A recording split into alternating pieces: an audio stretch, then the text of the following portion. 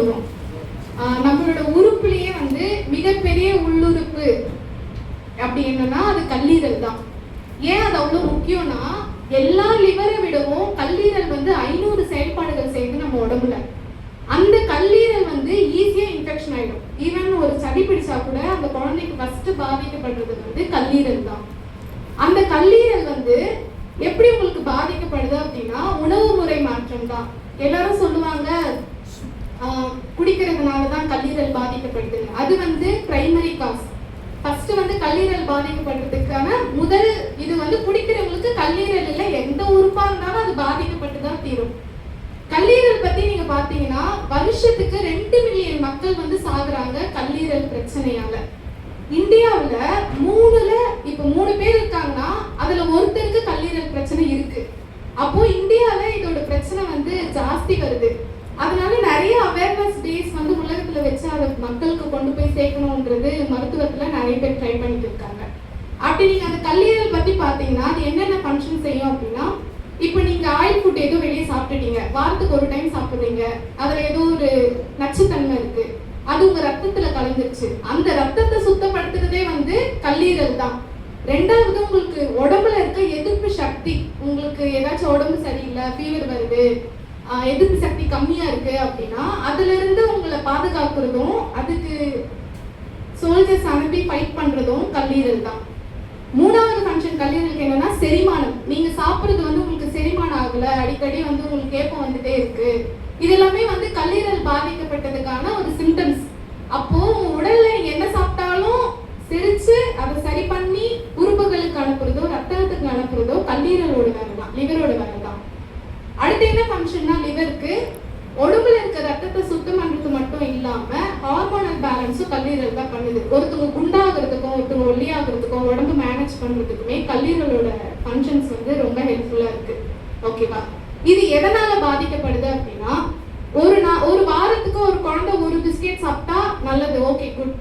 ஒரு வாரத்துக்கு ஒரு பிஸ்கெட் பேக்கெட் தான் சாப்பிடலாம். இதே ஒரு நாளைக்கு அவன் 2 பிஸ்கெட் பேக்கெட் சாப்பிட்றான், 5 சாக்லேட் சாப்பிட்றான், 6 சாக்லேட் சாப்பிட்றான், டாய்லெட் சரியா போக மாட்டேங்கிறான், மோஷன் சரியா வர மாட்டேங்குது அப்படின்னா அவனுக்கு ஃபர்ஸ்ட் கல்லீரல் தான் பாதிக்கப்படும். மஞ்சக்கமால சொல்லுவோம்ல, அது வந்து கல்லீரல் உறுப்புல இருந்து வர்றதுதான் மஞ்சக்கமால. பெரியவங்களுக்கு வந்து சிரோசிஸ் அப்படின்னு சொல்லுவோம். அது வந்து ஸ்டேஜ் 1, ஸ்டேஜ் 2, ஸ்டேஜ் 3 இருக்கு.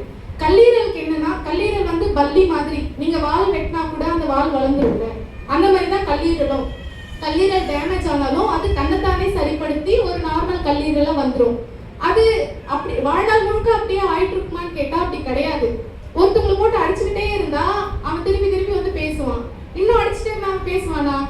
பேச மாட்டான். கல்லீரலும் அந்த மாதிரி தான், டக்குன்னு நின்றுடுவான். என்னால இதுக்கு மேல முடியாதுப்பா, நீங்க சரி பண்ணிக்கோங்கப்பா, என்னால இனிமே இந்த உடம்பு என்னால பாத்துக்க முடியாது அப்படின்றவங்க ஐசியூலையும் லிவர் ஹாஸ்பிட்டல்லையும் சிஎம்சிலையும் அப்பாயின்மெண்ட் போட்டு வந்து நிற்பாங்க. அப்படி இருக்க கல்லீரலை நம்ம எப்படி பார்த்துக்கலாம் அப்படின்னா, உடற்பயிற்சி ரொம்ப முக்கியம். நான் ஒல்லியா தானே இருக்கேன், நான் மீடியமா தானே இருக்கேன், நான் வீட்டு வேலை செஞ்சா போதும், வீட்டில் இருந்தா போதும் அப்படின்லாம் கிடையாது. உங்களோட ரத்தத்துல ஆக்சிஜன் வந்து எல்லா உறுப்புக்கும் போகணும், கல்லீரலுக்கும் போகணும். அப்போ உடற்பயிற்சி வந்து ரொம்ப முக்கியம் உடம்புக்கு. உடற்பயிற்சினா நீங்க ஜிம்முக்கு போய் ஒர்க் அவுட் பண்ணலாம் அவசியம் இல்லை. ஜஸ்ட் ஒரு நாளைக்கு 20 வயசுக்கு மேல இருக்கிறவங்க 35 ல இருந்து 45 நிமிஷம் நடக்கணும்ன்றத வேர்ல்டு ஹெல்த் ஆர்கனைசேஷன் வந்து சொல்றாங்க. அடுத்து என்னன்னா, உங்களோட உணவு முறை. நீங்க வெளியே ஃபுட் அதிகமா சாப்பிடுறீங்களா, ஹோட்டல் ஃபுட் அதிகமா சாப்பிடுறீங்களா, இல்லைன்னா வீட்டுல செஞ்சு சாப்பிடுறீங்களான்னு பார்க்கணும். வீட்லயும் நீங்க அதிகப்படியான கொழுப்பு சத்துக்கள் நிறைந்த உணவுகளை எடுக்கக்கூடாது. சின்னதா தலைவலி வந்தாலும் நான் மாத்திரை போட்டுப்பேன், உடம்பு வலி வந்தாலும் நான் மாத்திரை போட்டுப்பேன், சின்ன சளி பிடிச்சாலும் நான் மாத்திரை போட்டுக்கொன்றவங்களுக்கும் கல்லீரல் பாதிக்கப்படும். ஏன்னா கல்லீரலோட மெயின் ஃபங்க்ஷனே உடம்புல வந்து நீங்க 3ஆவதா ஒரு பார்ட்டியை உடம்புக்குள்ள செலுத்துறீங்கன்னா அதை சரி பண்றதே கல்லீரல் தான். அப்போ நீங்க அடிக்கடி ஒரு சின்ன பாராசிட்டமல் டேப்லெட் சாப்பிட்டா கூட உங்களுக்கு கல்லீரல் வந்து பாதிக்கப்படும். எங்களுக்கு ஒரு கேஸ் ஹாஸ்பிட்டல்ல வந்துச்சு. அந்த பொண்ணு அவங்களோட அம்மா அப்பா திட்டாங்கன்னு 7 பாராசிட்டமல் தான் எடுத்திருக்கா. 7 பாராசிட்டமல். 2வது நாள் அந்த பொண்ணு இறந்துச்சு. கல்லீரலால அது அவ்வளோ டக்குன்னு அவ்வளோ மாத்திரையை சரி பண்ணி கொடுக்க முடியல. கல்லீரல் அந்த 2 நாள்ல ஃபெயிலியர் ஆயிடுச்சு. அந்த 13 வயசு பாப்பாவும் வந்து செத்து போயிடுச்சு 2 நாள்ல. பாராசிட்டமல்ல நம்ம வந்து ஒரு சின்ன ஒரு டேப்லெட்டா எப்போ வேணாலும் யார் வேணாலும் போட்டுக்கலாம் தான் நினைப்போம். ஆனா அதோட சைடு எஃபெக்டும் ஜாஸ்தி இருக்கு. முடிஞ்ச அளவுக்கு நம்மளோட உடலை நம்ம பார்த்துக்கணும். இதுல கல்லீரல் வந்து ரொம்ப முக்கியமான ஒன்று. எப்படி இது உங்களுக்கு பாதிக்கப்பட்டிருக்குன்னு சில சிம்டம்ஸ் இருக்கும். ஒன்று, குழந்தைங்களுக்கு வந்து கண்ணு வந்து எல்லோ கலர்ல இருக்கும். மஞ்சக்காமால வந்த குழந்தைங்களை பார்க்கும்போது உங்களுக்கு தெரியும். பெரியவங்களுக்கு இது எப்படி கண்டுபிடிக்கலாம்னா, அடிக்கடி டயர்ட் ஆயிடுவீங்க. ஒரு கொஞ்ச தூரம் நடந்தாலே மூச்சு வாங்குவோம், டயர்டா இருக்கும். திடீர்னு நீங்க உடம்பு வெயிட் போடுவீங்க. கல்லீரல் ரொம்ப பாதிக்கப்பட்டவங்க வந்து வெயிட் குறைய ஆரம்பிப்பாங்க. Sudden weight loss. ஒரு மாசத்துக்கு ஒரு 10 கிலோ குறைஞ்சிட்டேன், ஒரு 20 கிலோ குறைஞ்சிட்டேன்றவங்களுக்கு கல்லீரல் பாதிக்கப்படும். அதே மாதிரி ஜெனட்டிக் வைஸ் இருக்கிறவங்களுக்கும் பாதிக்கப்படும். ஏன்னா கல்லீரல் கேன்சர் வந்து ஈஸியா வரும். ஒரு வருஷத்துக்கு இந்தியாவிலையும் உலகத்திலையுமே சேர்த்து 80 லட்சம் மக்கள் வந்து சாகுறாங்க. ஏன்னா கல்லீரல் கேன்சருக்கு ஒரு மேனேஜ்மெண்ட்டே கிடையாது. அப்போ உடம்புல இருக்க அந்த கல்லீரல் வந்து எவ்வளவு முக்கியன்றதை நீங்க தெரிஞ்சுக்கணும்.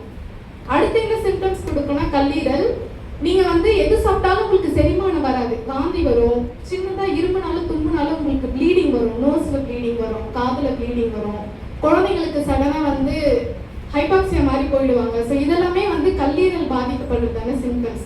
உங்களுக்கு அந்த மாதிரி இருந்தால், உடல் சோர்வு இருந்தால், சின்ன டெஸ்ட் தான், ஒரு பிளட் டெஸ்ட்லயே உங்க கல்லீரல் நல்லா இருக்கா நல்லா இல்லையான்னு தெரிஞ்சிடும். LFTன்னு சொல்லுவாங்க, லிவர் ஃபங்க்ஷன் டெஸ்ட். அது நீங்க எந்த பிளட் சென்டர் போனாலும் எடுத்துருவாங்க. அந்த டெஸ்ட் வந்து ஒரு 300ல இருந்து ஒரு 500 ரூபா இருக்கும். வருஷத்துக்கு ஒரு முறை எடுத்து பாருங்க, உங்க கல்லீரல் எப்படி இருக்கு, உங்களோட கல்லீரலோட ஃபங்க்ஷன்ஸ் வந்து எப்படி போகுதுன்றது வந்து உங்களுக்கு தெரிஞ்சிடும். இது வந்து ஒரு அவேர்னஸ் தான். ஏன்னா வேதத்துல சொல்லி இருக்கு, சங்கீதம் 139 16வது வசனம். யாராச்சும் எடுத்து வாசிங்க. சங்கீதம் 139 16.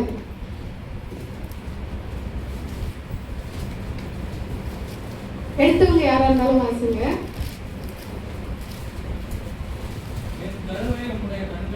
என் கருவை உம்முடைய கண்கள் கண்டது, என் அவயங்களில் ஒன்றாகிலும் இல்லாத போது அவைகள் அனைத்தும் அவைகள் உருவேற்படும் நாட்களும் உமது புஸ்தகத்திலே எழுதியிருக்கிறது.